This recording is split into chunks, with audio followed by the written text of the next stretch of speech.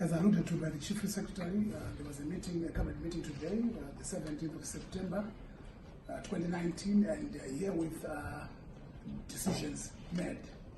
The first item, Cabinet considered and approved Zimbabwe's report to the African Commission on Human and People's Rights, which was presented by the Minister of Justice, Legal and Parliamentary Affairs.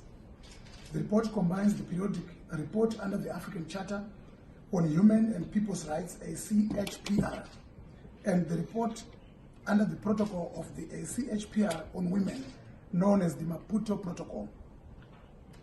The combined report, due to be presented to the African Commission on Human and People's Rights in October or November 2019, highlights the progress the country has made in promoting and protecting the human rights of Zimbabweans since 2007, as well as the measures taken to meet the Maputo Protocol obligations.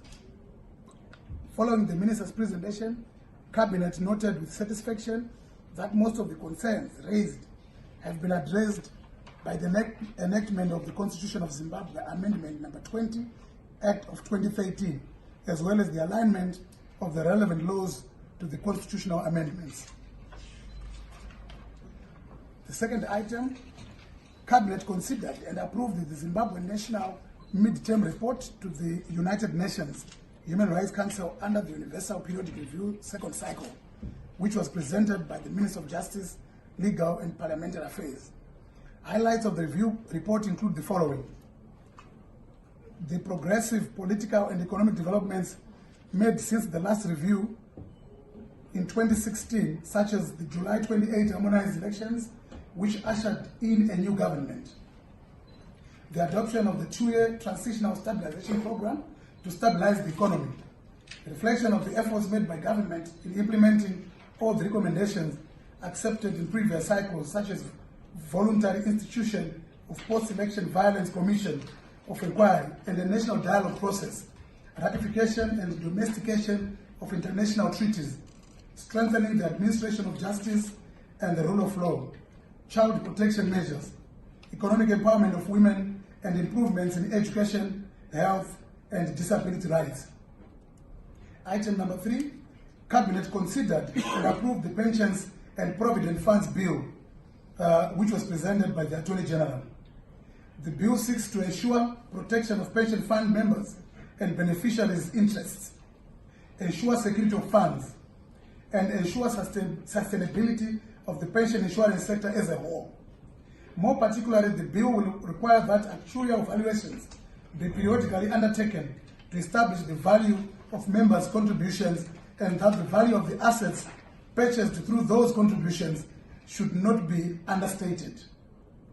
Item number 4, Cabinet agreed to review minimum wages per month for domestic workers and workers without industrial employment councils in what are commonly termed as unclassified operations. Item A, gardener. The minimum wage for a gardener will be $160 Zimbabwe dollars. Minimum wage for a housekeeper will be $168.48 Zimbabwe dollars. Minimum wage for a child minder will be $179 Zimbabwe dollars. Disabled minder with a Red Cross certificate or equivalent, it will be $189.70. Workers in unclassified operations, it will be $338 Zimbabwe dollars. Cabinet further approved the following rates in terms of allowances for domestic workers who are not accommodated in their places of work. Accommodation for standard one room, $60 Zimbabwe dollars.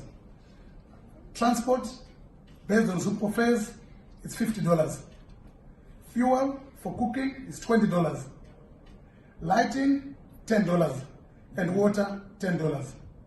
Employers should note that these are minimum wages and that they are most encouraged to raise them, taking into account the circumstances of their workers.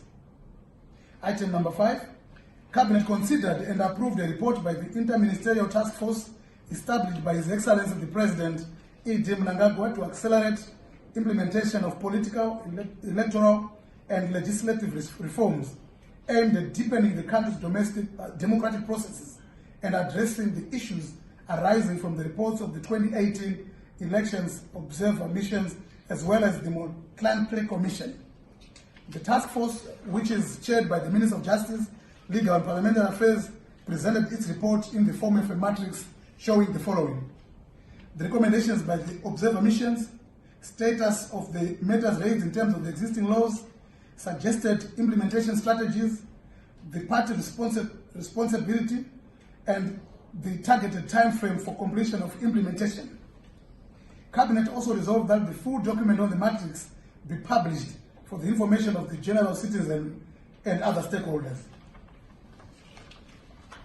Item number 6, Cabinet was briefed by the Minister of Health and Child Care on the situation related to the reported disappearance of Dr. Peter Magombe on the 15th of September 2019. Government is particularly concerned over the growing trend of incidents of this nature, which put the lives of the country's citizens at risk, while at the same time appearing to be calculated to tarnish the image of the country. Government once again appeals to all those with information that